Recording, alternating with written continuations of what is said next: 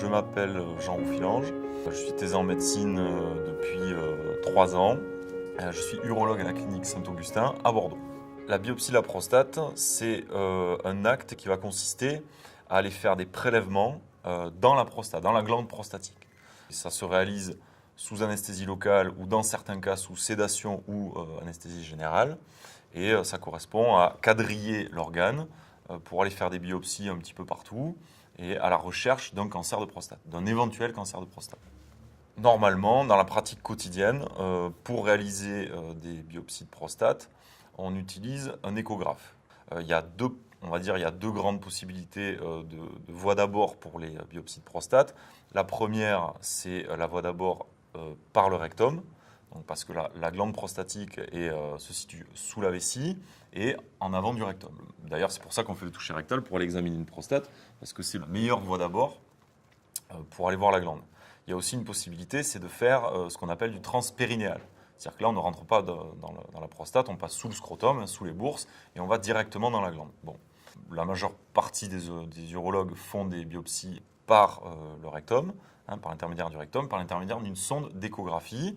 Bon, on voit la glande et on va la quadriller. D'accord ?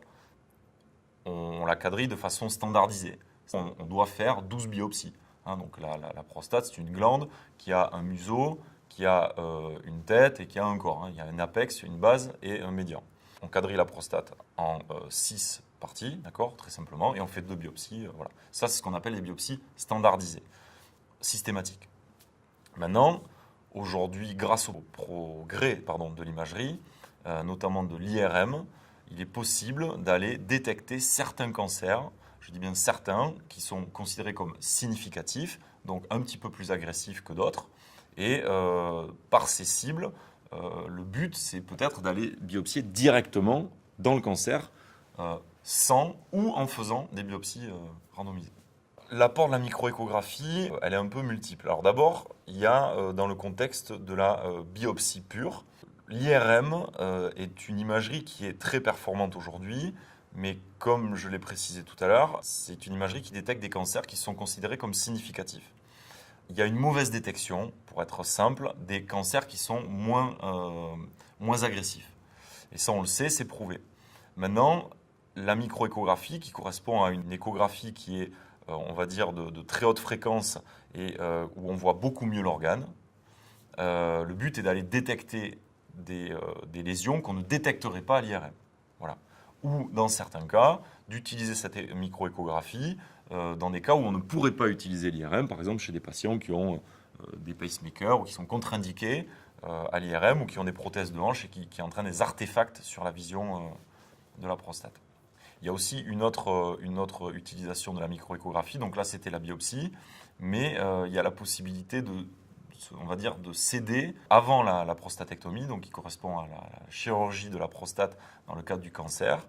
On peut céder de cette microéchographie juste avant le geste pour resituer les lésions, voir s'il n'y a pas eu de modification des lésions entre l'IRM qui a été faite des fois plusieurs mois avant la chirurgie et le moment de la chirurgie.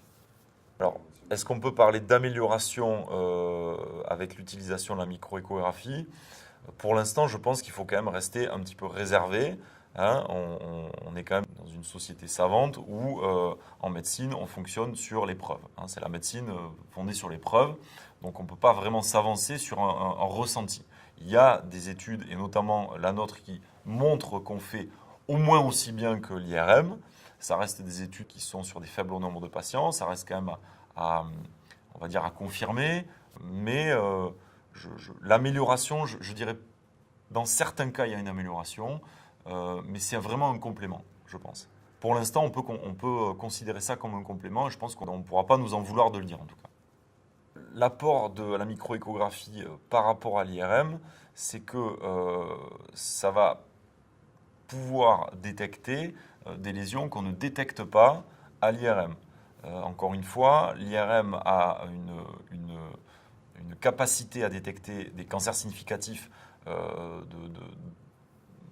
quasiment à chaque fois, j'ai envie de dire. Mais la microéchographie, le but serait d'essayer de détecter des lésions de cancer qui sont moins significatives. Voilà. C'est vraiment qui sont moins significatifs, mais néanmoins qui restent des cancers et qu'il faut traiter.